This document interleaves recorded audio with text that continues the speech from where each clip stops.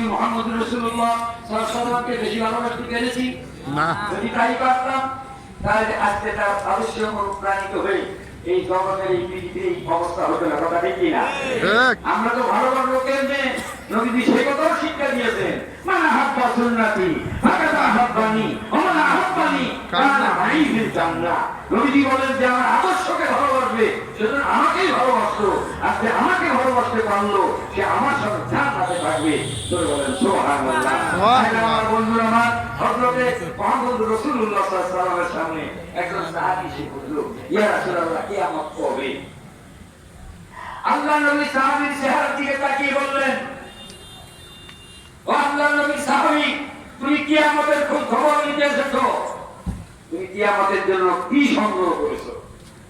তখন ওই সাহাবী বলল, ইয়া রাসূলুল্লাহ, ইয়া হাবিবাল্লাহ, আমি তো তেমন কিছু জোগাড় করি নাই, তেমন কিছু অর্জন করি নাই, তবে ইয়া রাসূলুল্লাহ আমি আমার জীবনের চেয়ে আপনাকে বেশি ভালোবাসি। জোরে বলেন সুবহানাল্লাহ। নবী খুশি হয়ে গেলেন, নবীজির জন্য জীবন দিয়েছে।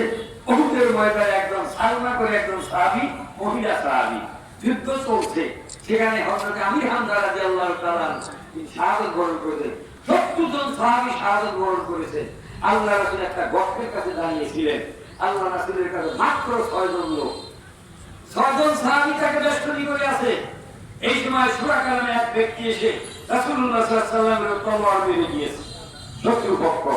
আর ওই মহিলা সাথে সাথে নিজের জীবনের মায়া করে নাই, বিশ্বনবী মুহাম্মদ রাসূলুল্লাহ সাল্লাল্লাহু আলাইহি ওয়াসাল্লামকে হেফাজত করার জন্য নিজের দেহটা তলোয়ার আপনার দিয়ে দিয়েছে।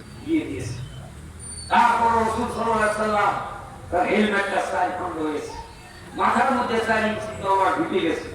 রাসূল সাল্লাল্লাহু আলাইহি ওয়াসাল্লামকে আরেকটা তলোয়ার মারায় দাঁত দুইটা ভেঙে দিয়েছে, রাসূল গর্তের মধ্যে পড়ে গেছে। 6 জন সাহাবী আল্লাহু আকবার, নারায়ে তাকবীর, আল্লাহু আকবার স্লোগান দিতে শুরু করলো। সাহাবীরা সেখানে জমায়েত হইতে 11 জন পর্যন্ত আসলো। রাসূলকে সেখান থেকে টেনে উঠে ওই আপনারা যারা হজে গিয়েছেন, অবশ্যই যারা এখানে হজে গিয়েছেন তারা সেখানে উহুদের ময়দানে যারা গিয়েছেন তারা লক্ষ্য করেছেন পশ্চিম পাশে আপনার একটা পাহাড় আছে, সেই পাহাড়ের মধ্যে অনেকেই যায়, আমিও গিয়েছি। ওই জায়গাটায় গিয়ে একটা আপনার চারপাশে পাহাড় আছে, মাঝখানে একটু জায়গা আছে আত্মগোপনের জন্য। রাসূল সাল্লাল্লাহু আলাইহি ওয়াসাল্লাম সেখানে নিয়ে সাহাবীরা আপনাদের নিরাপত্তা জায়গায় নিয়ে গেলেন। ও বন্ধুগণ, আল্লাহ রাসূল সাল্লাল্লাহু আলাইহি ওয়াসাল্লামের জন্য ওই ব্যক্তি জানলা দিয়ে ফেলল। আজকে আমরা রাসূলকে কেমনে ভালোবাসি? যদি স্লোগান দেওয়া যায়, আমার নেতা তোমার নেতা বিশ্বনবী মুস্তাফা, অনেকে পছন্দ করে,